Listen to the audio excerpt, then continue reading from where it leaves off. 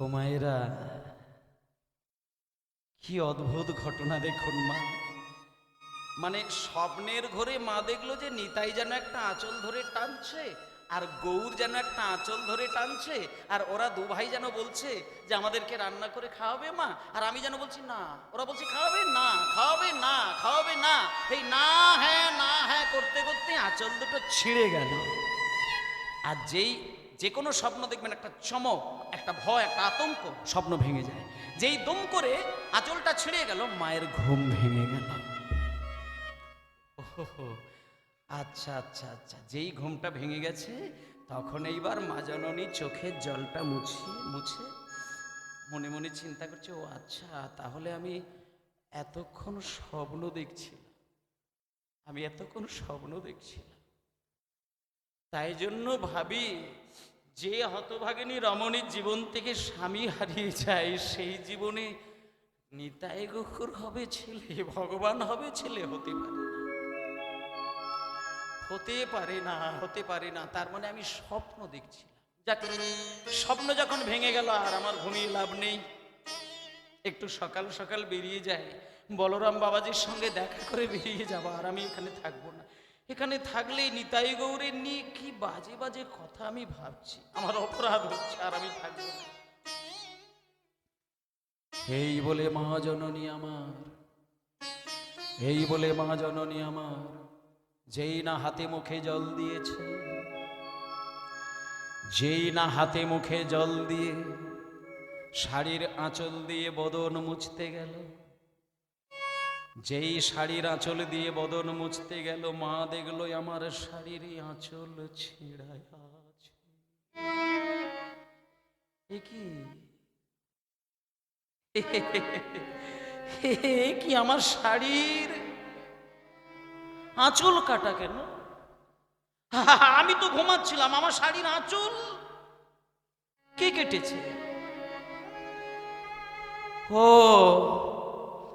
আসলে আমার মনে হয় পুরানো বাড়ি তো, কোনো ইঁদুর, কোনো পোকা মাকড়ে বোধ হয় আঁচলটি কেটেছে। আচ্ছা, শাড়ির আঁচল যদি পোকা মাকড় কাটবে তাহলে তুই আশেপাশে থাকবে।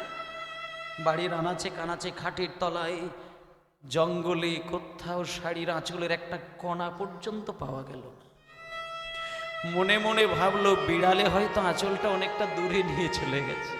যা গনিয়ে মাথা খারাপ করে লাভ নেই। বলরাম বাবাজির কাছে তখন 2টো বাজে, তখনই গেছে। গিয়ে বলরাম বাবাজি তখন ঘুমাচ্ছে, বাইরে থেকে দরজায় ধাক্কা দিচ্ছে, বাবাজি মহারাজ, বাবাজি মহারাজ। ও বাবাজি, কে?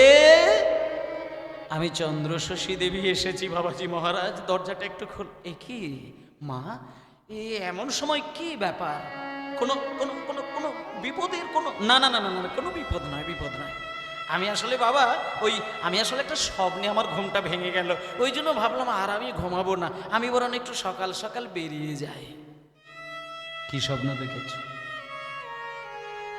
মা? কি স্বপ্ন দেখেছ? আমি স্বপ্ন দেখলাম নিতাই গৌর আমাকে মা বলে বলে ডাকছে, আমার শাড়ির আঁচল ধরে কাঁদছে। আবার হঠাৎ করে দেখলাম আঁচল কেটে গেল, তখনই স্বপ্নটা ভেঙে গেল। আচ্ছা, এটা কি ভালো? না না, আমার স্বামী তো ওই মারা গেছে, আমি তো বিধবা, আর আমি শুনেছি বিধবা মায়েদের নাকি কিছু কিছু স্বপ্ন নাকি অশুভ হয়, স্বামীর ক্ষতি হয়। আমি যে স্বপ্নটা দেখলাম, এটা স্বামীর কোনো ক্ষতি হবে না তো? মা, অল্প বয়স, কিচ্ছু বোঝো না, বোকার মতো কথা বলছো। নিতাই গৌরকে স্বপ্ন দেখেছো, এটা আবার খারাপ হতে পারে মা? ওসব ছেড়ে দাও, ওসব বাদ দাও, মুখে আর বলবে না। যা দেখেছো ছেড়ে দাও, আমাকে বলেছো, কাউকে বলবে না। কিন্তু মা, একটা কথা বলি, এই 2টো 2:30 বাজে, এখন তুমি কোথায় যাবে? বাইরে দেখেছো কত ঘোর অন্ধকার, যাও শুয়ে পড়ো, সকাল হোক আসবে। না না না না না, আমি এখনই বেরিয়ে যাবো। না, এখন যাওয়া যাবে না। আর তাছাড়া যদি যেতেই হয় একটু অপেক্ষা করো, সকাল হোক, আমি মঙ্গল আরতি করার জন্য মন্দিরে যাব, আমার সঙ্গে তুমি যাবে, দরজা খুলবো, নিতাই গৌরকে দেখবে, তারপরে চলে যাবে। আর আমি বাধা দেব না, একটু অপেক্ষা করো। ও মায়েরা, দেখতে দেখতে একটু সকাল হলো। যেই সকালটা হয়েছে, পরিষ্কার হচ্ছে, লোকজন রাস্তায় একটু একটু করে বার হচ্ছে, অমনি জমিদার গিন্নিমাকে সঙ্গে নিয়ে আর ওই বলরাম বাবাজি চলেছেন মন্দিরে মঙ্গল আরতি করবে বলে। এবার মঙ্গল আরতি করার জন্য যেই মন্দিরের কাছে গেছে, একেবারে দরজার কাছে গিয়ে মঙ্গল আরতির লগেদার উন্মোচন কইল, উন্মোচন করিল, মঙ্গল আরতির লগেদার উন্মোচন কইল, মঙ্গল আরতি লাগিবার উন্মোচন করিল। নিতাই গৌরের দুই হাতে শাড়ির আঁচলের টুকরো দেখিতে পাইল। হরি বল।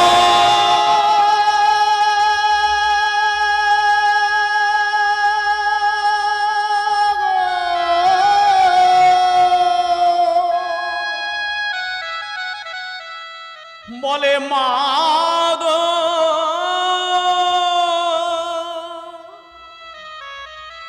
নিতাই গৌর তোমার সঙ্গে স্বপ্নের ঘরে ঝগড়া করেছে, এ তো তোমার সামান্য স্বপ্ন নয় মা,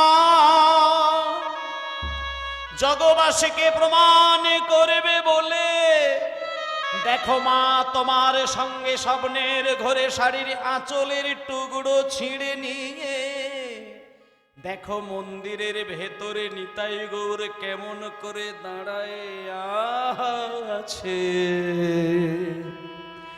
মা গো, হরি বল।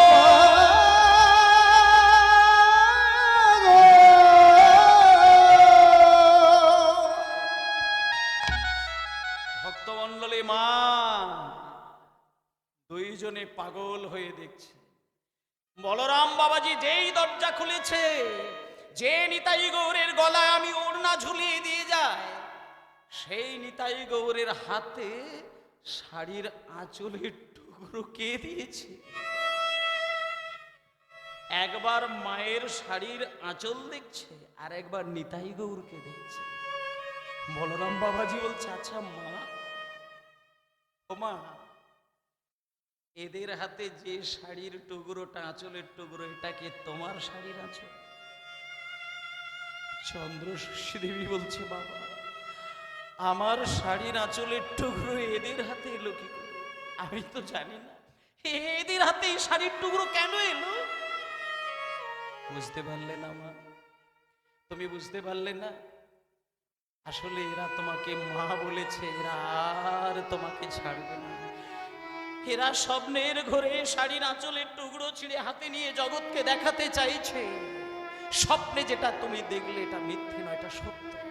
তাই মা, তুমি একটু আগেই চলে যাচ্ছিলে, তুমি সর্বনাশ করতে, আর যাওয়া হবে না। উমা, তুমি এক কাজ করো, এরা যখন স্বপ্নে তোমাকে দেখা দিয়েছে, মা বলেছে শাড়ির আঁচল কেটেছে, তাই আজকের দিনটা অন্তত তুমি এদের কথা ভেবে তুমি একটু রান্না করে নিজের পেটের ছেলে মনে করে এদেরকে কোলে বসিয়ে তুমি এদেরকে প্রসাদ পাইয়ে দাও, এদেরকে একটু সেবা দাও, দিয়ে তারপর যেখানে খুশি যাও। তাই এইবার চন্দ্রশশী দেবী আমার নিজের মান সম্মান ভুলে গেলেন, নিজের জমিদারের কথা ভুলে গিয়ে গ্রামবাসীদের দাঁড়ে দাঁড়ে দাঁড়ে দাঁড়ে দাঁড়ে দাঁড়ে গিয়ে বলছে, ওগো গ্রামবাসী গা,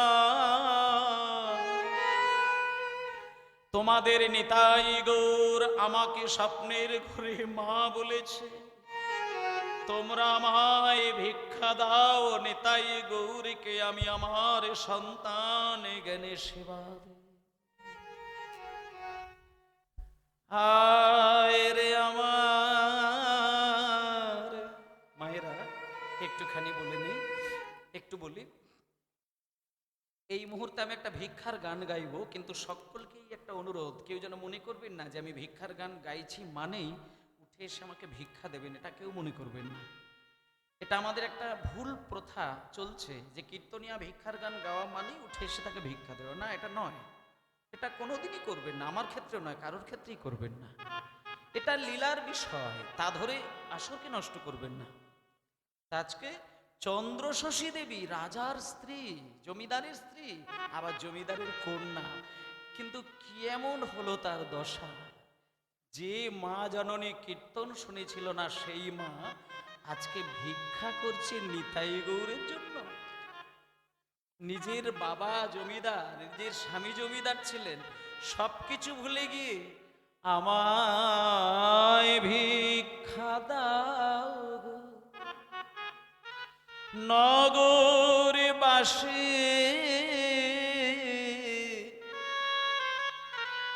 বাবা বাবা ভিক্ষা দাও আমায়, হরি হরি বল, হরি হরি বল। আমায় ভিক্ষা দাও গো নগরবাসী, ভিক্ষা দাও আমায় ভিক্ষা দাও গো নগরবাসী, ভিক্ষা দাও আমায় আমায়। ভিক্ষা দাও গো নগরবাসী, ভিক্ষা দাও তোমাদের এই ভিক্ষার দ্রব্য পাবে গৌরনীতা,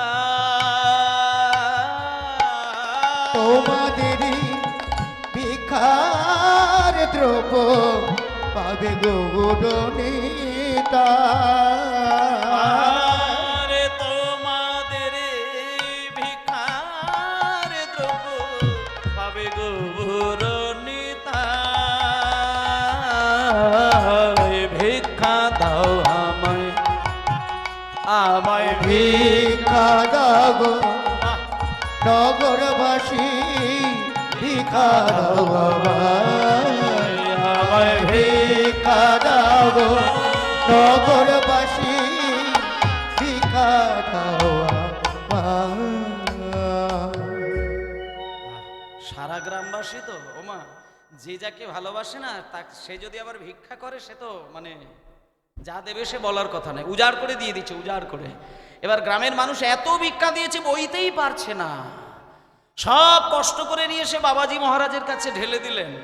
বলরাম বাবাজির কাছে এসে বলছেন, বাবাজি মহারাজ আজকে আমি ভিক্ষায় বেরিয়েছি, এত আমার আনন্দ, এত আমার শান্তি, এত সুখ, আমি ভাবতে পারছি না। নিতাই গৌরের জন্য ভিক্ষা কোটি জন্মের সৌভাগ্য আমি এনেছি, যে যা দিয়েছে উজাড় করে আমি ঢেলে দিলাম। বাবাজি মহারাজ আপনি তাহলে সুন্দর করে রান্না করুন, আমি ততক্ষণে তৈরি হচ্ছি। বলরাম বাবাজি মহারাজ বলছে, দাঁড়াও মা, কাছে এসো, সামনে এসো। আচ্ছা মা, নিতাই গৌর কি আমাকে স্বপ্ন দিয়েছিল? নিতাই গৌর কি আমার শাড়ির আঁচল কেটেছিল? তাই বলে তুমি বলছো যে আমি রান্না করব? না, ওটা হবে না, ওটা হবে না। রান্না যদি করতে হয় তোমাকেই করতে হবে, তবেই তো সন্তানের প্রতি তোমার কাজ থাকবে। না না না না না, আমি রান্না করব না, তুমি রান্না করো। ও আচ্ছা আচ্ছা, আমাকে রান্না করতে হবে, ঠিক আছে আমি রান্না করব। এই বলে তড়িঘড়ি করে তাড়াহুড়ো করে স্নান টান সেরে শাড়ি পরে আর সুন্দর করে রান্না বান্না করবে বলে উনুন ধরাতে গেছে। চন্দ্রশশী দেবী শুকনো জ্বালানি কাঠে ওই আগুন দিতে গেছে, উনান ধরাতে গেছে। এবার যেই বারবার উনান ধরাতে যাচ্ছে, এখন উনান ধরাতে যায় ধপাস করে নিভে যায়, উনুন ধরাতে যায় ধপাস করে নিভে যায়, বারবার উনুন ধরাতে যায় ধপাস করে নিভে যায়, ধোঁয়া হয়ে যায়, কালো হয়ে যায়। এখন এটা হাজারবার চেষ্টা করছে কিন্তু উনুনটা ধরানো যাচ্ছে না। এবার যখন উনান ধরানো যাচ্ছেই না, বলরাম বাবাজি তো পাশেই ছিল, অনেকক্ষণ থেকে দেখতে দেখতে এবার বুঝতে পারলো না, এইবার আমি যাই। হঠাৎ পিছন দিক দিয়ে গিয়ে মায়ের হাতটা ধরল। মা এদিকে এসো, এসো একটা কথা বলি। তুমি শতবার চেষ্টা করছো কিন্তু উনান তো ধরাতেই পারছো না, আমার দিকে তাকাও। একটা প্রশ্ন করব, নিতাই গৌরকে ছেলে বলেছ, নিতাই গৌরের জন্য প্রসাদ তৈরি করছো, নিতাই গৌরের জন্য তুমি উনান ধরাতে যাচ্ছ, ও মা তুমি দীক্ষা নিয়েছ? দীক্ষা? তুমি দীক্ষা নিয়েছ? তুমি দীক্ষা না নিলে এ কাজ হবে না। তুমি দীক্ষা নিয়েছো কি? বাবাজি মহারাজ দীক্ষা কি জিনিস আমি তো কিছুই জানি না বাবা। আমি তো নিতাই সম্পর্কে জানতাম না, গৌর সম্পর্কে জানতাম না, কিচ্ছু জানতাম না। স্বামী শ্রাদ্ধে কীর্তন করাতে গিয়ে এদের কথাটা আমি প্রথম শুনলাম, কিন্তু দীক্ষা তো আমার নেওয়া হয়নি। তাহলে না না না না না না না, তাহলে বলে কিছু নয়, সব হবে।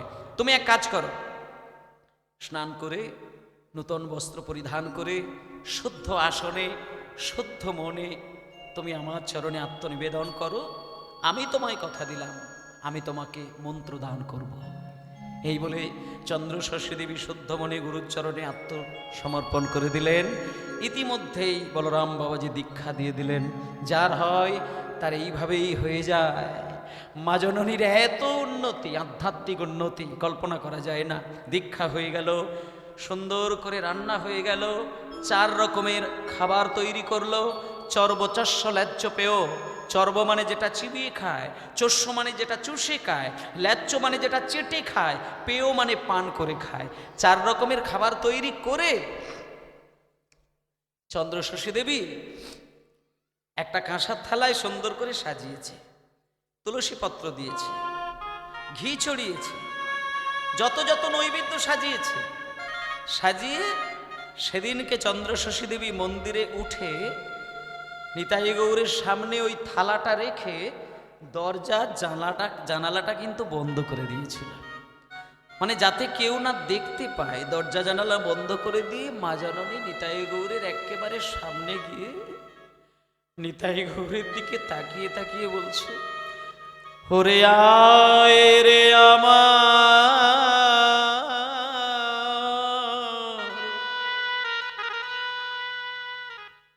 তোরা আমার নিতাই গৌর। শুধু একবার এই মায়ের কোলে আয় রে আমার নিতাই গৌর, হরি বল হরি বল। নিতাই গো মায়ের কোলে বলে আয় রে আমার নিতাই গৌর, মায়ের কোলে আয় রে আমার নিতাই গো মায়ের কোলে তোদের তারে এই নিতাই, তোদের তারে কত প্রসাদ রেখেছি সাজা।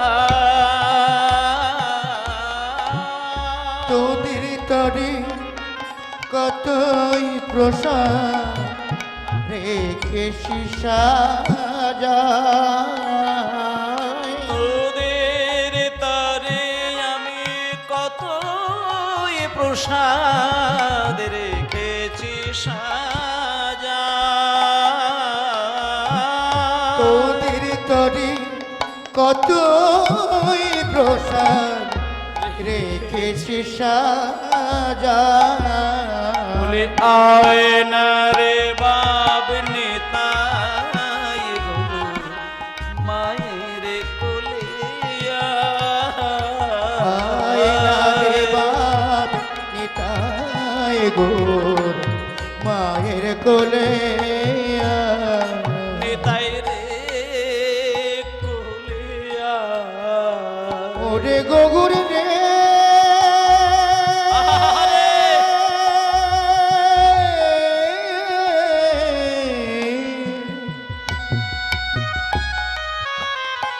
কোলে এই নিতাই, নিতাই রে খেয়ে যা।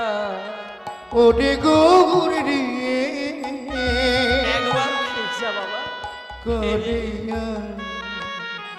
যখনই চন্দ্রশশী দেবী আমার এইভাবে বুক চাবড়ে আয় নিতাই আই গৌর বলে কাঁদছে, দেখা গেল মন্দিরের সেই কাঠের বিগ্রহ উধাও হয়ে গিয়ে ছোট্ট ছোট্ট দুটি সন্তান রূপ ধারণ করে হামাগুড়ি দিতে দিতে দিতে মায়ের কোলের সামনে এসে নিতাই গৌর একসঙ্গে ছোট্ট ছোট্ট দুটি হাত বাড়িয়ে মাকে বলে উঠল, মা গো খেতে দাও, হরি হরি হরি বল। ওরে গৌর রে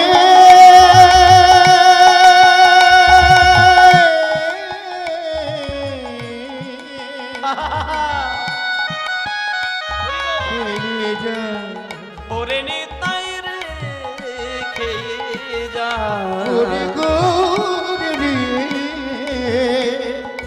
খেয়ে যায় মা গো খেতে দাও ওরে গৌর রে খেয়ে যায় নিতাইয়ের মুখে একবার দিয়েছে। এই দেখুন মা, বাস্তব ঘটনা, বাস্তব ঘটনা। কাঠের নিতাই গৌরের ভেতর থেকে দুটো ছেলে হলো, মিষ্টি মিষ্টি ছোট্ট ছোট্ট দুটি সন্তান। নিতাই গৌর রূপ ধারণ করে ছোট্ট ছেলে হয়ে মায়ের একেবারে কোলের কাছে এসে বলছে, ও মা খেতে দাও। নিতাই বলল মা খেতে দাও, গৌর বলল মা খেতে দাও।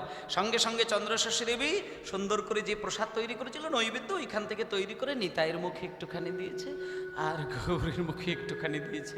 নিতাই একবার পেয়েছে আর গৌর একবার পেয়েছে, আর দ্বিতীয়বার মা দেবে বলে প্রস্তুত, হঠাৎ দেখা গেল নিতাই লাফিয়ে দূরে সরে গেল। গৌরকে দিতে যাবে, গৌরও সরে গেল। কি রে নিতাই, এই নিতাই আর খাবি না? এই গৌর আর খাবি না? হ্যাঁ খাবো। তাহলে দূরে সরে গেলি কেন? সামনে আয়। যখনই বলছে দূরে সরে গেলি কেন, তখন নিতাই গৌর বলছে, ও মা খাবো খাবো খাবো খাবো খাবো, আমাদের পেট ভরেনি মা, খাবো। কিন্তু ও মা আমরা তোমার সামনে যাচ্ছি, তুমি তোমার দুটো হাত আমাদের দুই ভাইয়ের মাথায় হাত দেবে আর একটা প্রতিশ্রুতি করবে। এই খোকা শোন শোন শোন, এখানেও যারা মায়েরা আছে, যাদের কোলে ছোট্ট বাচ্চা আছে, দেখবেন প্র্যাকটিক্যাল একটা কথা বলি, ছেলে যখন বাইরে খেলাখেলি করছে ওতে কোনো অসুবিধে নেই, আর আপনি যখন কোলের ওপরে চাপিয়ে না ওই গায়ে মাথায় হাত বুলিয়ে মিষ্টি মিষ্টি করে খাবার দেবেন না, দেখবেন ওই দুষ্ট দুষ্ট কথাগুলো দেখবেন আবদারের সুরে কিন্তু আপনার কাছে বেরিয়ে আসবে। যখন আপনি এতক্ষণ কিছু বলেননি, কিচ্ছু না, আর আদর দেখালেই দেখবেন দুষ্টু কথাগুলো পুটপুট পুটপুট করে আপনার দিকে বেরিয়ে আসছে। তা নিতাই গৌর আদরের মিষ্টি সন্তান, এবার এতক্ষণে কিছু বলেনি, আর যেই একটুখানি প্রসাদ দিয়েছে অমনি ছুটে গিয়ে ব্যাস দুষ্টু কথা, ওমা আমাদের মাথায় হাত দিয়ে একটা প্রতিজ্ঞা করো তবে খাবে। এবার মায়েরা কি কোনোদিন ছেলের মাথায় হাত দিয়ে প্রতিজ্ঞা করে? কোনোদিন করতে পারে না। তা আজকে চন্দ্রশাসী দেবী বলছে, আরে বাবা আমি যে তোর মা, তোদের মা, মাথায় হাত দিয়ে মা বাবার প্রতিজ্ঞা করতে নেই, বল তোরা না, মাথায় হাত দিয়ে না প্রতিজ্ঞা করলে খাবো না। খাবি না? না খাবো না। মাথায় হাত চাপাও, তারপরে যেটা বলতে বলবো বলবে, তারপরে খাবো।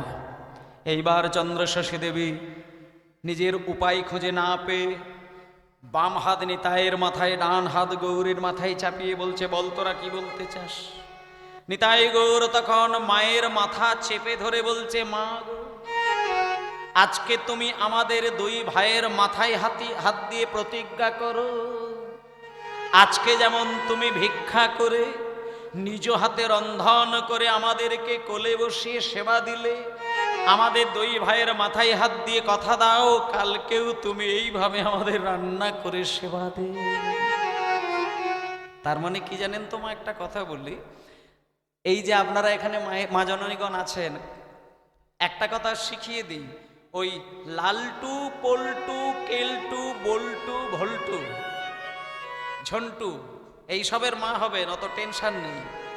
যখন আপনি নিতাই গৌরের মা হবেন সেই পথ কিন্তু খুব কঠিন। কেন জানেন কঠিন? নিতাই গৌর যদি একবারও কোনো মায়ের ডাকে ছুটে যায়, একটা কথা বলে রাখি, মনে রাখবেন, একবার যদি নিতাই গৌর কারোর কোলে গিয়ে সেবা পেয়েছে তাহলে রক্ষে নেই, সারা জীবন কিন্তু তার কাছে ছুটে যাবে। কারণ গৌর হরির নিজের মুখের বাণী, আমি কোথাও থাকি বা না থাকি চারটে জায়গায় অবশ্যই থাকব, শ্রীবাস অঙ্গনে, রাঘব ভবনে, নিতাই নর্তনে আর শচীর রন্ধনে। এখানে শচীর রন্ধন মানে শচীমা রন্ধনশালায় বসে নিতাই গৌরের উদ্দেশ্যে যে রন্ধন করে সেবা দিতেন, আজকে সেই রন্ধনশালায় বসে যে কোনো মা যখন রন্ধন করে নিতাই গৌরের নামে প্রসাদ দেবে, সেই মা কিন্তু শচীমা হয়ে গেলেন। গৌর হরি তার কোল ছাড়া হয় না। তা আজকে কথা দিয়ে দিল মা যে ওরে নিতাই, আচ্ছা ঠিক আছে কালকেও সেবা দেব, ব্যাস একই ঘটনা। আবার দ্বিতীয়বার সেবা দিলেন, আবার দ্বিতীয় দিনে যখন সেবা দেয় সেই দিনকেও মা কথা, ছেলে কথা দিয়ে দিলেন, ও মা আজকেও তুমি মাথায় হাত দিয়ে কথা দাও কালকেও সেবা দেব। আবার কালকেও কথা দিল, আবার কাল পরশুদিন যখন আসে সেদিনেও বললো আবার কালকে কথা দাও। এই কালকে কালকে কালকে কালকে কালকে কালকে করে করে কাল কাল করতে করতে মায়েরা কি হলো জানেন? 2 বছর কেটে গেল, চন্দ্রশশী দেবীকে কিন্তু আর কর্দা গ্রাম ছাড়ছেই না। মানে নিতাই গৌর আর বিদায় দিচ্ছে না। 2 বছর কেটে গেল। এবার এখানে আমার মায়েরা রয়েছে, বাবারা রয়েছে, তো একটা সত্য কথা বলি, কিছু মনে করবেন না। মানে এটা আঘাতের কোনো কথা নয়, যেটা সত্য সেটাই। কারণ মানুষ এমনই হয়, অল্প বয়সে তুলসী মালা গলায় নিলে তার যেমন যন্ত্রণার শেষ নেই, তেমন ছোট্ট অল্প বয়সে স্বামীহারা হয়ে বিধবা হয়ে সমাজে ঘুরলে তারও যন্ত্রণার শেষ নেই। চন্দ্রশশী দেবী অল্প বয়সে স্বামী হারিয়েছে, এ ব্যথা কাকে বোঝাবে? নিতাই গৌরের জন্য ভিক্ষা করছে 2 বছর, কিন্তু পাড়ার মানুষ ভালো নয়, গ্রামের সকল মানুষ সমান নয়।